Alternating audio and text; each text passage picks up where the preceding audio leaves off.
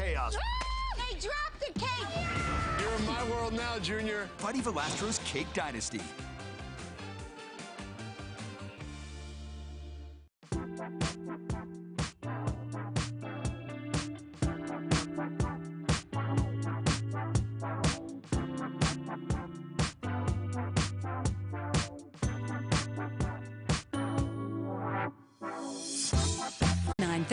On TLC.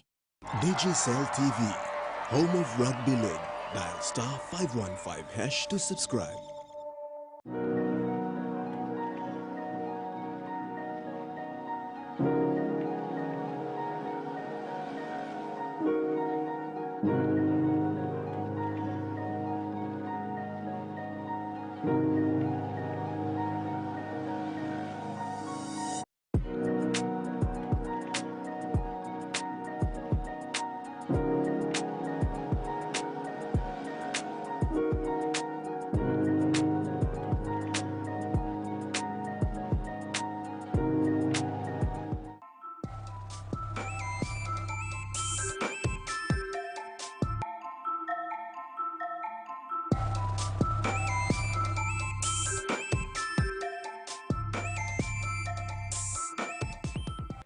The TVWAN News is proudly brought to you by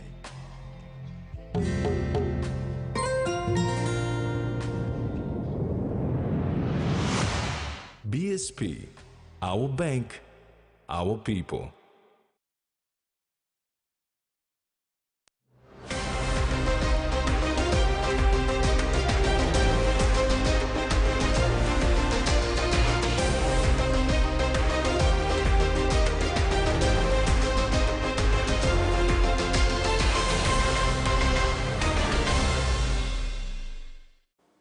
Hello, this is TV1 News. I'm Jasmine Jack. And I'm Tracy Pat. Join me later in the Bulletin for Sports.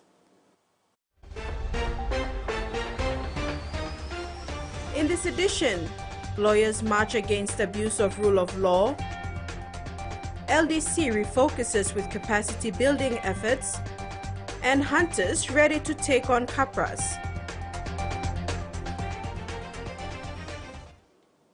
Baby delivery can occur any time of the day. Mission Aviation Fellowship saw the immense need midwives have been delivering babies in rural areas. Local midwife at Telefomin Rural Hospital in Sundown Province, Judith Charles, shared that her job gets difficult when the lights go out. During the hours of darkness, the rural health workers and patients rely on the glow of mobile phones and torches.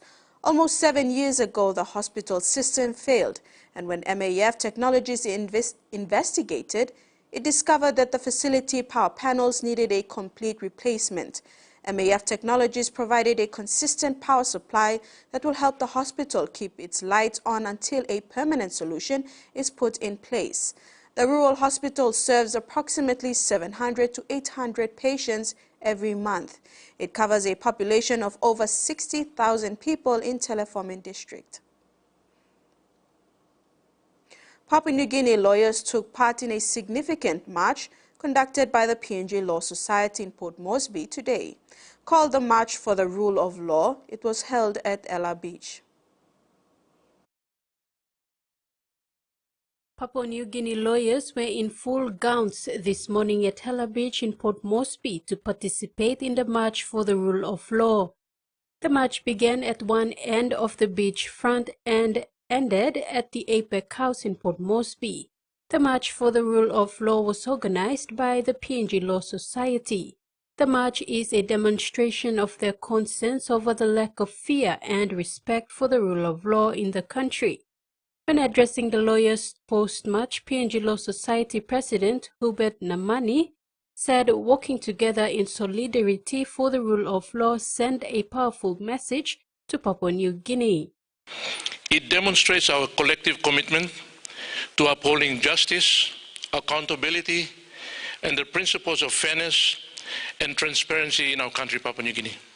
Namani said the march underscores the importance of upholding the rule of law and reaffirms shared dedication to building a society where the rule of law prevails. Namani reminded the lawyers that Section 7A of the Lawyers Act 1986 mandates the PNG law to promote the interest of the public and the interest of lawyers in relation to legal matters. Let me remind us before we continue that Section 7 of the Lawyers Act 1986 mandates the Law Society to promote the interest of the public and the interest of lawyers in relation to legal matters and generally to promote and uphold justice and the rule of law. The President called for ethical practices from all lawyers to uphold the rule of law when dealing with court cases. Meanwhile, representative of the Commonwealth Lawyers Association, David Denniston, said PNG is a member of the Commonwealth country. Therefore, the Commonwealth Lawyers Association is keen to support this march. Denniston emphasized that the march demonstrates their commitment to raising awareness about the importance of the rule of law and how these laws are important in protecting the lives of people in the Commonwealth countries, including Papua New Guinea. Commonwealth Lawyers Association, CLA I'll call it, supports today's Rule of Law March for the purpose of raising awareness of the difference improved rule of law can make to the quality of our lives and the prosperity of PNG. Tracy Pa, TVWAN News. Police Commissioner David Manning has thanked the tribal chiefs of Enga for successfully concluding the ceasefire negation on Wednesday, February the 13th, 2024 in Port Moresby. Manning extended thanks to the Enga provincial government, the judicial leadership and police assigned to the province for their efforts. He said the ceasefire agreement was the first of its kind to deal with the level of unprecedented violence that occurred in Enga recently. Manning said the peace agreement is not the end of the road. It is an important milestone from which all parties should move forward. He added that there is a lot of work to do, and it is vital that police and the provincial government continue to play their roles in monitoring and supporting the peace. Meanwhile, the president of the PNG Law Society announced that the association has come to an agreement with the Commissioner of Police to sign an MOU that gives an opportunity to practicing lawyers to join the police force reserve constabulary. President of PNG Law Society, Yubet Namani, said the association has taken a significant approach this year to sign a memorandum of understanding with the Commissioner of Police to have practicing lawyers join the force reserve constabulary. He said the agreement was negotiated and agreed by both parties pending signatures. Namani said the collaboration with the Royal Papua New Guinea Constabulary provides vital support to police and lawyers across the nation, spanning from investigation to prosecution. I'm delighted to announce a significant initiative between the PNG Law Society under my presidency and the Commissioner of Police for the Royal Papua New Guinea Constabulary, Mr. David Manning. We have agreed to enter into an arrangement on final terms to be agreed upon under an MOU for practicing lawyers to join the Force Reserve Constabulary.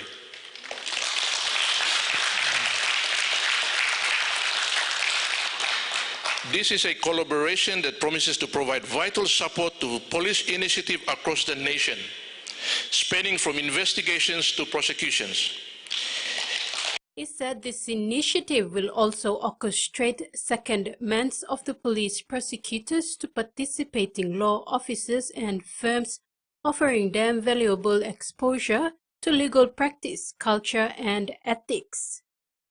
The national group aims to enrich collaboration by leveraging expertise across our membership to empower the force in upholding the law, including combating emerging transnational and financial crimes. Namani added that this initiative will allow both institutes to work collaboratively to address the emerging trend of law and order issues in the country. We are committed to enhancing law enforcement capabilities and supporting initiatives that address emerging challenges in these crucial areas. Together, we strive to make meaningful impact through shared knowledge and proactive engagement. Tracy Pa, TVWAN News. Minister for International Trade and Investment Richard Maru says Papua New Guinea's first ever special economic zone policy is almost complete. He says the policy will be ready to present to Cabinet mid this year. The SEZ policy final draft will be discussed in a workshop that will take place on the 1st of April in Kokopo, East New Britain Province. This year, 150 million kina has been approved for the state equity. This will fund the SEZ projects. Furthermore, Minister Maru updated that the SEZ policy is in its final stages of completion. The final draft will be presented to stakeholders in Kokopo on the 1st of April. SEZ Authority will be in attendance to conduct awareness on licensing requirements for interested districts and provinces. So we are working to deliver the Foundation SEZ policy and master plan for Papua New Guinea by June this year. So I wanted to update you that the work is going on. You must understand, we've had SEZ here for over 20 years and we've had no policy that guides the legal process to draft legislation. We've had nothing. We've learned from our mistakes of the past and we are now trying to get it right. You're watching TVWAN News. After the break, Wounded Warriors premieres successfully and Livestock Development Corporation refocuses on building its capacity.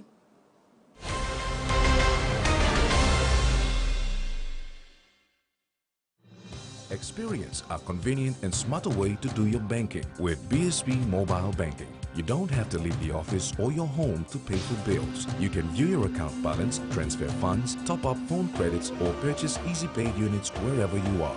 Visit your BSP branch today to register now for BSP Mobile Banking. BSP Mobile Banking, the smarter way to bank. BSP, our bank, our people. He says the best Hunters players come from his region. So does she. But there's one thing that brings everyone together. SB Laga, Bungimyumi.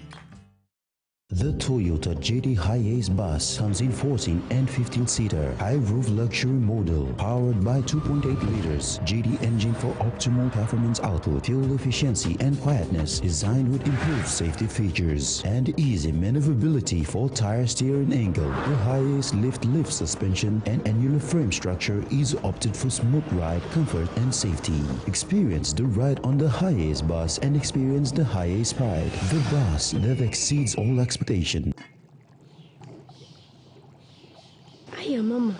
You wait then, but me add him special flavor. Put in more flavor, put in more taste. Magic kakaru, get up and big smile on face. Time for give chicken a great fumutu. Sip, sip, the mumu, yes, magic on you. Maggi, the taste PNG loves. Quick favorite meal for the day does feel good. Snacks noodles is my choice for a simple meal. It is easy to prepare and fast to cook. And with a touch of flavor and ingredients,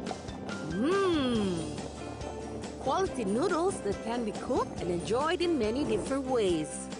You see, my whole family loves it. It's made here in PNG and comes in different pack sizes. Snacks noodles, tastier but you like it more.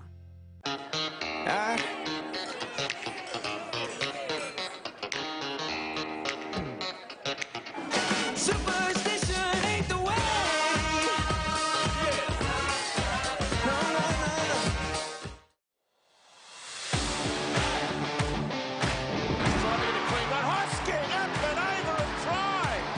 That started the game.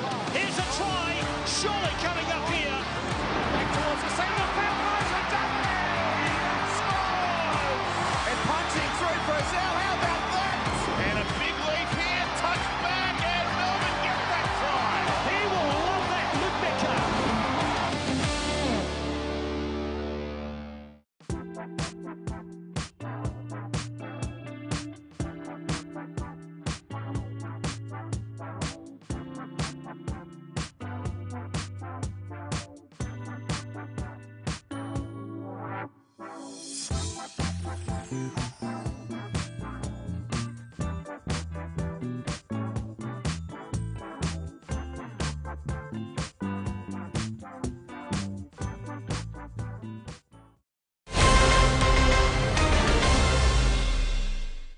Welcome back. It was a sellout for the premiering of the PNG-made film Wounded Warriors at the Nova Cinema in Melbourne, Australia on the 13th of March. The audience were enthralled in the feature film, which brought a narrative that explored themes of trauma, redemption and forgiveness in a typical Papua New Guinea setting. Wounded Warriors premiered on Wednesday this week. It was a sellout at Nova Cinema in Melbourne, Australia. Filmmaker Richard Sargent said many attendees were deeply moved by the film's authenticity. He said it resonated with their own experiences. The screening of the film began with entertainment to set the mood, an immersive cultural experience by artist Shantai Shari Abdul Rahman, who is a multifaceted vocalist and composer. Shivantha Music, a singer-songwriter and actor from Sri Lanka. Black Sisters, who are female singers from West Papua, and Jugu Gaita, a young talented singer and songwriter from Hula Village in Papua New Guinea. Amongst the audience was PNG High Commissioner to Australia John Cully. Commissioner Cully acknowledged Zolad Media for its courage in tackling such a sensitive subject matter. He emphasized the film's powerful message, stating that it resonated not only with the people of Papua New Guinea, but also with audiences around the world. Commissioner Cully emphasized the cinematic experience and what it has reflected in today's world. The producers behind Wounded Warriors are director Richard Sargent, co-producers Olive Sargent and Joyce Valley, and executive producer Micheline Urbis. The film commemorates the month of International Women's Day. Zolad Media is now in planning to have the film screened in Port Moresby and other centers in Papua New Guinea and abroad. While the demand of consumption for bulb onions in the country has risen, more imported onions are being sold and consumed over local onions.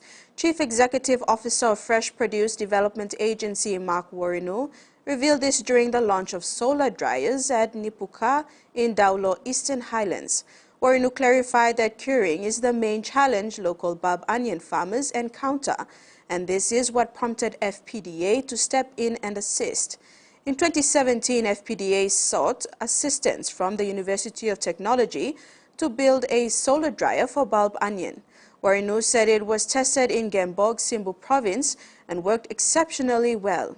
This drove him to seek assistance from corporate clients who can assist with solar dryers, including the British American Tobacco, and they agreed to partner with FPDA to improve the quality of bulb onion in a bid to reduce the number of imported onions.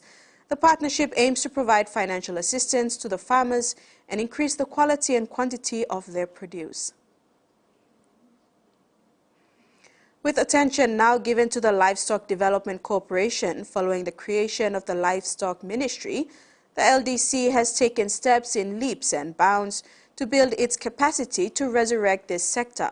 Apart from importing cattle into few of its ranches around the country, LDC is now investing in skills and training development, with the first batch of 10 graduates to be sent for job placements in New Zealand farms.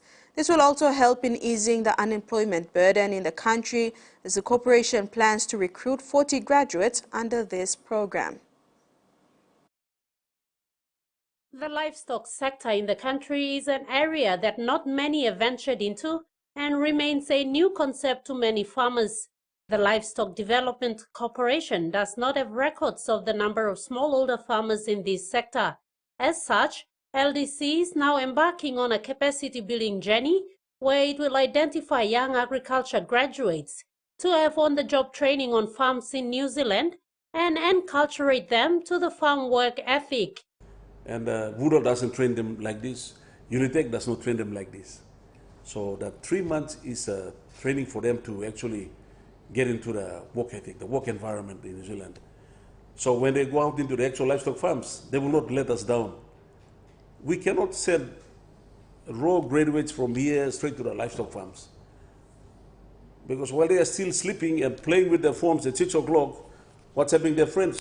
The New Zealand farmer is already out in the yard at the milk shed milking his cows. These students will undergo a 3-month induction program at the New Zealand Trade Academy before being placed in farms across New Zealand. The objective is to create a skill set unique to the farming industry.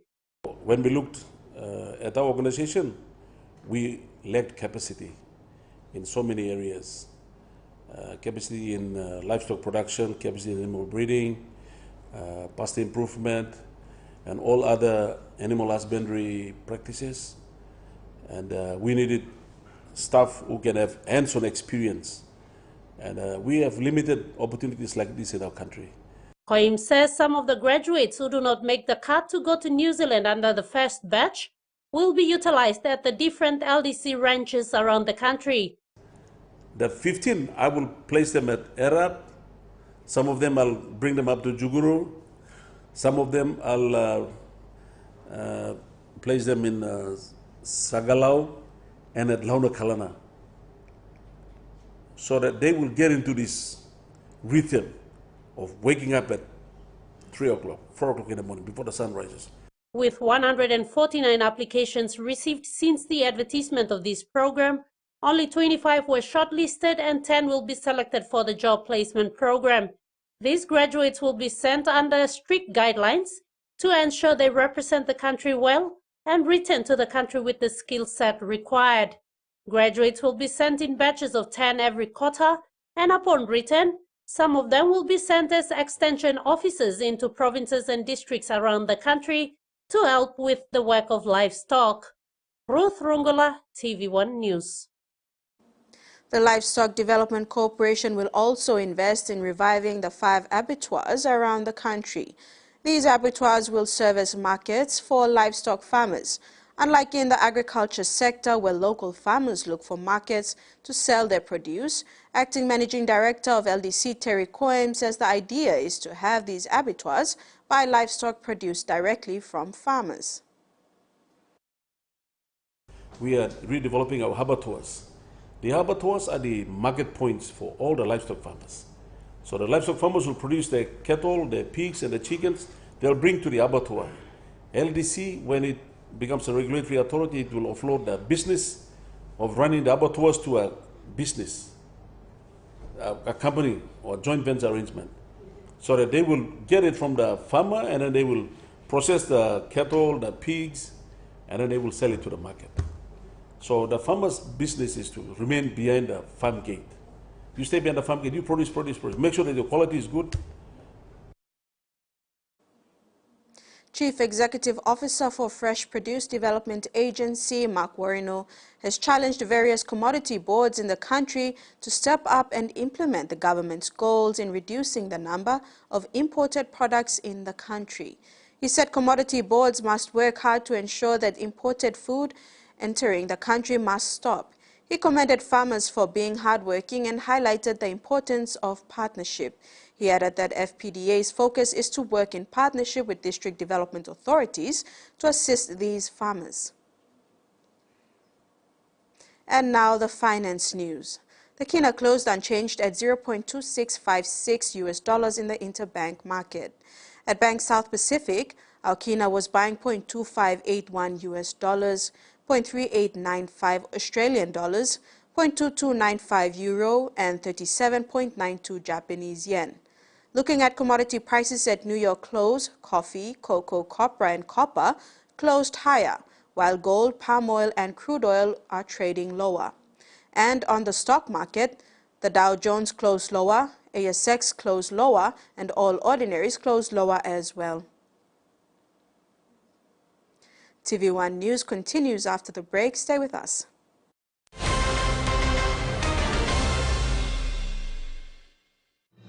Experience a convenient and smarter way to do your banking with BSP Mobile Banking. You don't have to leave the office or your home to pay for bills. You can view your account balance, transfer funds, top up phone credits, or purchase Easy Pay units wherever you are. Visit your BSP branch today to register now for BSP Mobile Banking. BSP Mobile Banking, the smarter way to bank. BSP, our bank, our people. A true champion is measured by their courage, their determination, and their passion to never give up and to always keep trying. With With a delicious Milo in milk taste and added nutrients, Milo in milk is a great way to fuel our little champions with nourishing energy every day. Because true champions give it their all. Milo, PNG and Mia. Pine PNG made.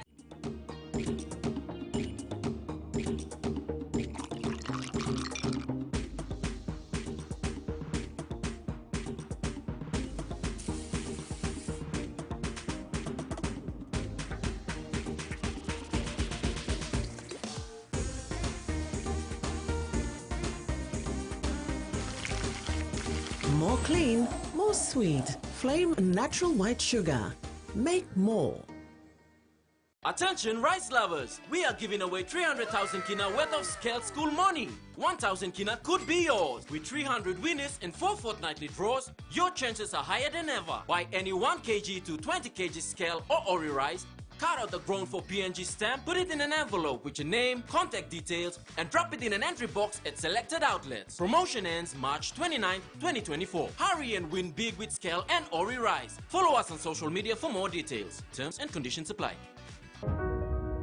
Hardware House is more than just a store.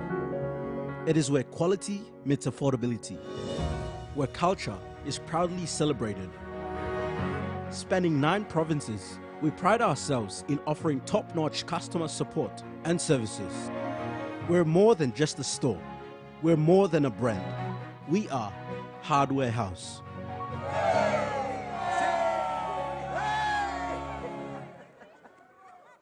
You happen to know who he is, do you? Welcome to the RIPD.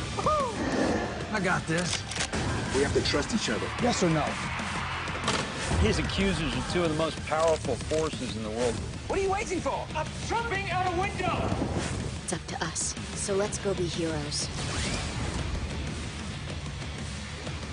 Eat your heart out.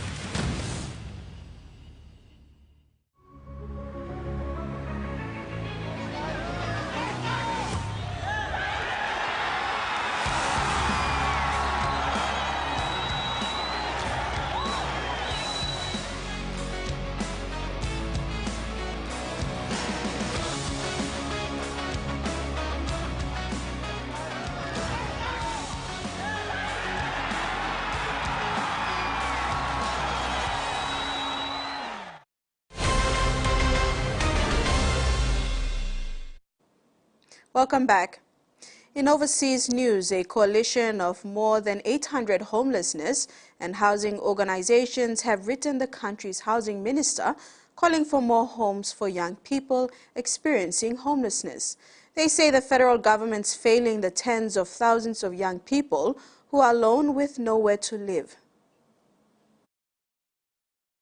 Raymond Davey knows what it's like to sleep on the streets. I first started experiencing homelessness at 11. It was due to family drama. First time I ever slept at a park bench, I was 15 years old. For Mr. Davey, falling asleep was the easy part. Now 22, Mr. Davey has stable housing, where his young family is flourishing. But tens of thousands of other young Australians are still experiencing homelessness, completely alone. Our refuge beds are full every night. There is no pathway really out of crisis accommodation for young people. So they're excluded primarily from social housing and the private rental market.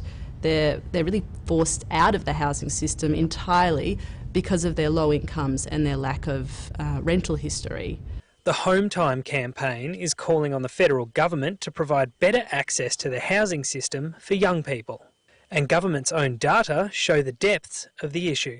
Almost 38,000 unaccompanied young people used homelessness services last financial year, including almost 10,000 children aged just 15 to 17. Most alarmingly, nearly half of those people remained homeless after accessing services. The Coalition of Homelessness Organisations has written to the Federal Minister, calling for key policy reforms, including a national pool of 15,000 dedicated youth tenancies, linked support services and addressing the rental gap for young people who have been homeless. Fixing those 3 things will mean that housing is fixed for young people and that young people who come to homeless services without a parental guardian, who need that support and housing outcome, can actually get the help that they need. The Federal Homelessness Minister said it was a state issue, but a national plan is being developed. Mr Davey hopes that happens sooner rather than later to help others like him. At the moment, life is bloody amazing. I love it. I couldn't be more happy in life. As many as 60 people are feared to have drowned on a vessel carrying migrants across the Mediterranean from Libya to Italy or Malta, the operators of a charity rescue group say. This week alone, the charity said it had collected more than 200 people in need who were making similar voyages. SOS Mediterranean said it rescued 25 people in a very weak condition in coordination with the Italian Coast Guard on Wednesday, with 2 people unconscious flown to Sicily by helicopter. SOS Mediterranean posted on X saying the survivors departed from Zawiya, Libya, 7 days before they were rescued. Their engine broke after 3 days, leaving their boat lost and adrift without water and food for days. Survivors report that at least 60 people perished on the way, including women and at least 1 child, the reporter stated. The Great Barrier Reef has been hit by its 5th mass coral bleaching event in the past 8 years. Barolin Rocks, off the coast of Bundaberg. It's a haven for marine life, but the corals are turning white. So it's not all the corals, but there are lots of patches that are growing and getting larger. Further south at Harvey Bay's Point Vernon, it's worse. I've seen dramatic changes to our beautiful reefs here in Harvey Bay. Unfortunately, our reefs are becoming really stressed because of the warmer waters. Bleaching happens during marine heat waves when coral becomes stressed and expels their zooxanthellae, an algae that gives them nutrients and colour. Bleached coral doesn't mean that the coral is actually dead, it means that it's actually starving to death. Scientists say thermal stress is also affecting corals in Moreton Bay and potentially as far south as Lord Howe Island. The longer that the thermal stress occurred and the longer that the algae are expelled from the tissue of the coral, the less chance the coral has of recovering. The Great Barrier Reef Marine Park Authority is currently assessing the damage from the 5th bleaching event declared in the past 8 years. There are calls for more monitoring of reefs that live outside of the marine park to help understand the impact of bleaching beyond the Great Barrier. For now, most of the data being collected is done by volunteers. They say their work is just a drop in the ocean in the fight to protect sea life.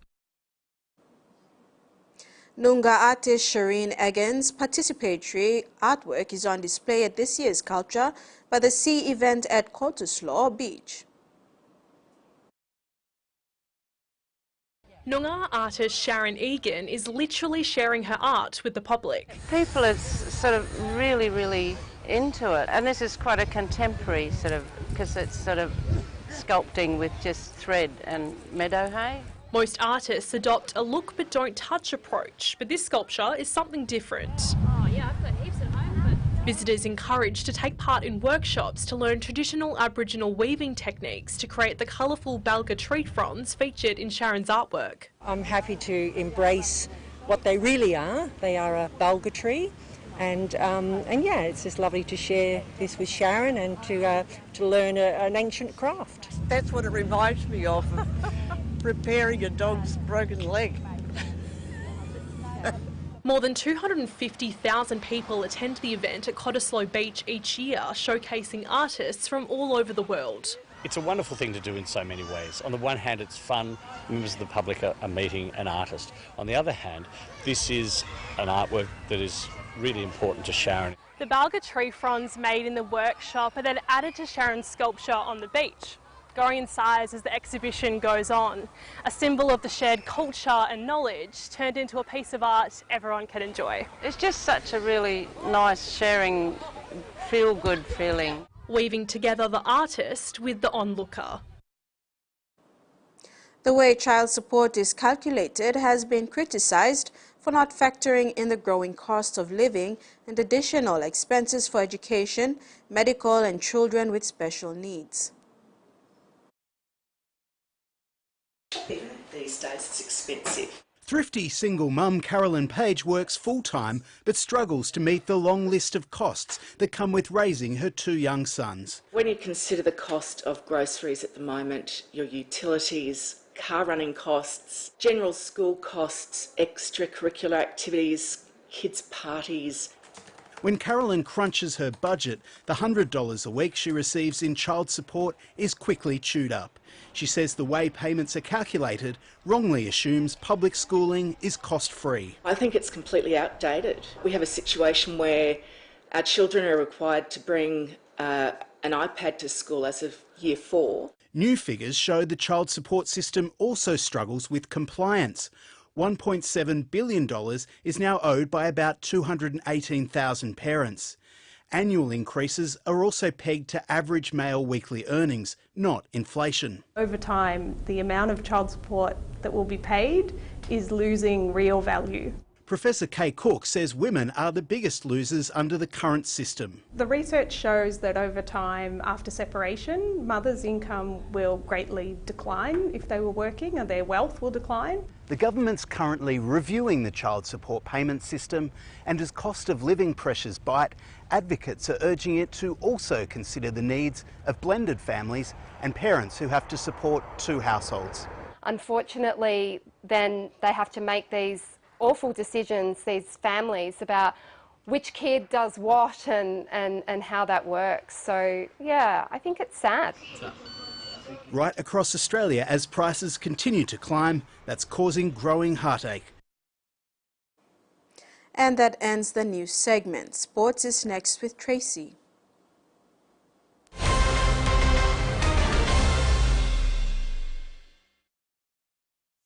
Start your day by doing the 1, 2, 3 with Colgate. Wake up. Brush your teeth. And smile.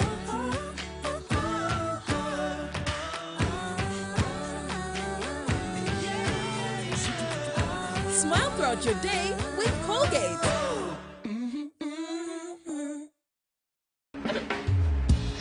Next. Take that jab. Next. Babang udah collab no. Next. To come. Next. Right man. Thank you. Next. Money where? Next. Oh, there you are. Come on, your turn. Wait, me Sally want a message first.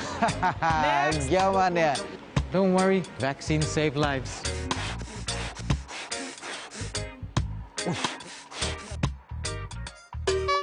Finish ah. Entah soalnya. Ay, Lord, thank you, honest. Vaccine, it saves lives.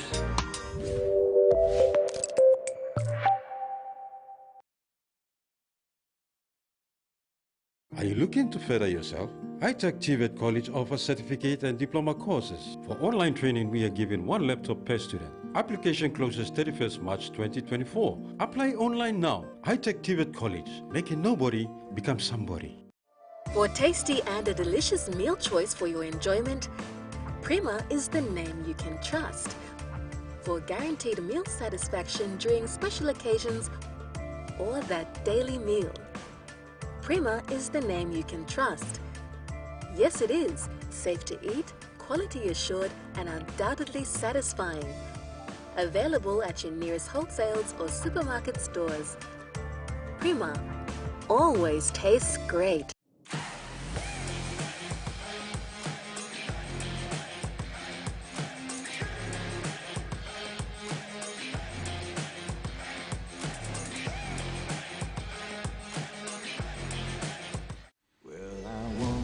John, we have tallies approaching.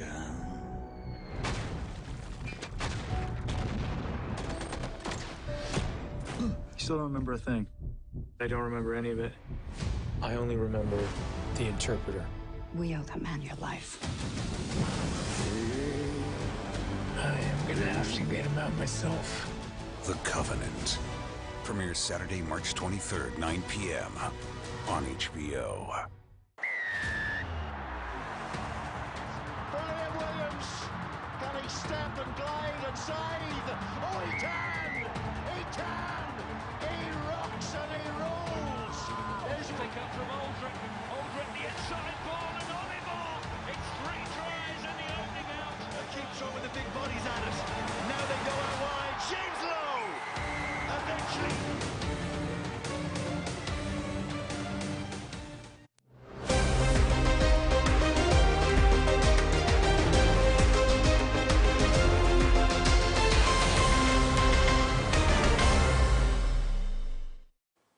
The holders' national record in the books of athletics PNG fell on Thursday night in Brisbane when Aquila Tarulam ran the 3,000 meters steepless chase in 9 minutes 22.06 seconds, shaving 3 seconds off the time of 9 minutes 25.8 seconds set by the late great John Kokinai in Port Moresby on 25th August 1975. Athletics PNG President Tony Green, who was in Brisbane to witness Tarulam's run, said that the record was a great achievement, though not a total surprise because Aquila had shown the signs that he was coming. His big breakthrough came at the Pacific Games in Honiara when he ran 9 minutes 26 seconds in the steepless chase and broke the 30-year-old national record in the 1,500 meters, becoming the first Papua New Guinea to run the metric mile in under 4 minutes. Fresh off the back of a dominant 36-22 win over a strong Wainumainli sides last weekend, the PNG Hunters left for Rockhampton today to take on the Central Queensland Cuppers in round 2 of the QRL Ausplus Cup. The Central Queensland-based side made light work of the Western Sidesdales in QRL Round 1, winning 28-10, thanks largely to the work of their 5-back. This marks for an epic clash scheduled for 6 p.m. kickoff tomorrow. To pile on 36 points from 7 tries in their first game of the season is a big confidence booster for Paul Ayton's men, but it was the improvements without the ball that should be more encouraging for the PNG Hunters faithful. The Hunters went through a normal post-match routine this week.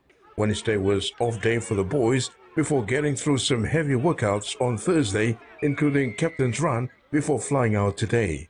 As reported earlier this week, a number of star players from last week's emphatic win over a strong Wainumainli side, namely Robert Matthews, Valentine Callaghan and Trevor Solu, won't be travelling to Rockhampton this weekend for visa issues and suspension. Coach Ayton has brought in reliable replacements in junior talent to start in number 12, while junior Kumul Finley Glare and Miox back rower Manisa Kai will come off the bench. While majority of last week's winning side remains intact, Coach Ayton was quite critical about the team's ill discipline, which they need to fix quickly moving forward. He's looking forward to see more attacking flair from centres Clint Lama and Eliza Rotinga on the edges with strong defence. While the unfamiliar combination of Sonny Wambo, Sekias Komati, Joshua Lau and Judah Rimbu will be tested again this weekend when they face Kepra's Jackson Miller in 6, Jack Maiden in 7 and 9 Trey Brown at dummy half. Up front, it's been a bit of a slow burn for Hunters prop Jordan Pat, but he enjoyed a breakout game last week, racking up some valuable post-contact meters and scoring a try. Pat has managed 17 QRL appearances since making his Hunters debut back in 2019, but was a different beast on Saturday afternoon, tipping the game in PNG's favour when the contest was still in the balance. Captain Courageous Ila Alu ready to put his body on the line to set the platform for the young pack. Alu said the Hunters Kepra's match draws a lot of interest from the local community in the area with some good support for the PNG boys. Yeah, away against Rocky, they have some few Papua New Guineans there also that I know will be leading from the front for them. But yeah, there's a lot of crowd down there in Queensland that they follow us, and Rockhampton will be non-difference. The central Queensland-based side are beaming with confidence after accounting for Western Clydesdale's 28-10 in round 1 last week, thanks largely to the work of their back five and allowing their forward pack to fresh and front-load their efforts in defence. Terry Longwood, TVWAN Sports. Newly appointed Fiji Airways men's sevens coach Osia Kolinisau is going to focus on fitness and training to the standard Fiji Sevens is renowned for. The Olympic gold medalist and former Sevens captain replaces Ben Goilings, who was axed by the Fiji Rugby Union Interim Board of Trustees last week for inability to meet the desired standards and expectation. Kolinisau has 4 months to prepare the national side with the hope of winning Fiji's third consecutive Olympic gold in France in July. Kolinisau said his criteria is not based on experience and talent alone but fitness and training to the standard Fiji Sevens is renowned for. The coach re-emphasized that no one is guaranteed a spot on the team as equal opportunity will be given to the players.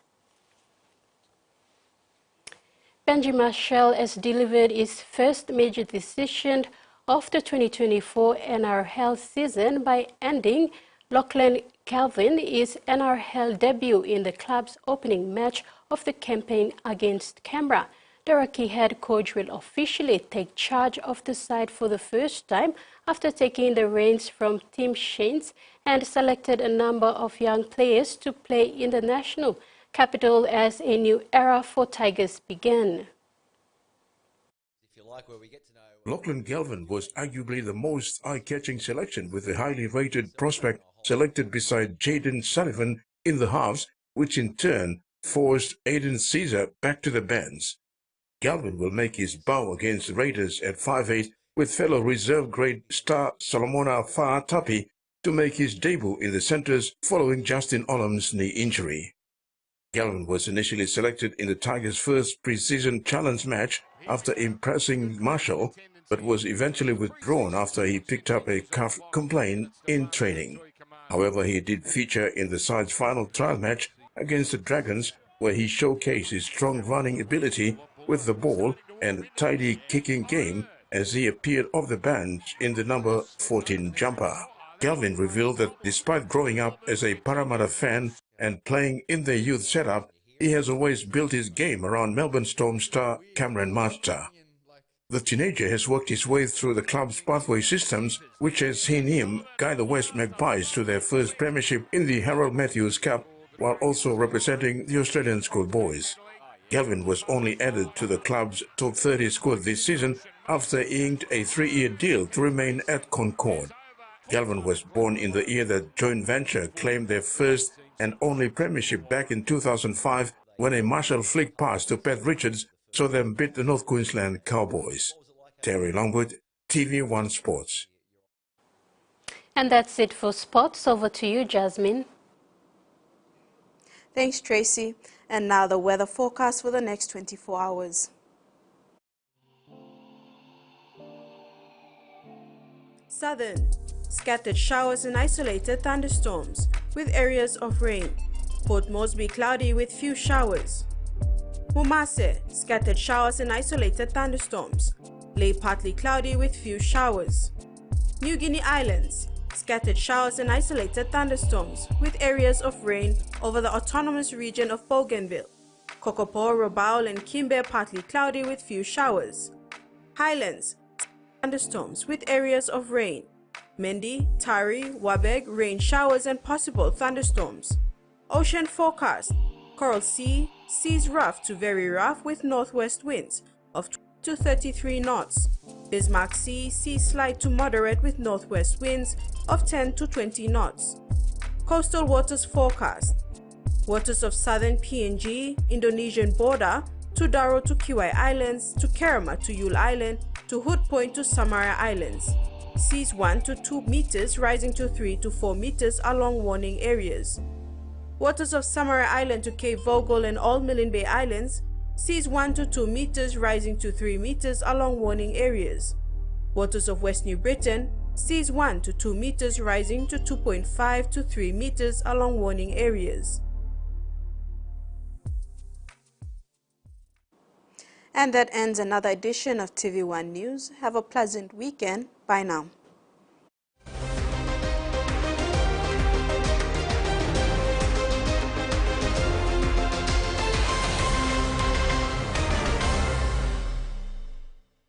The TVWAN News was proudly brought to you by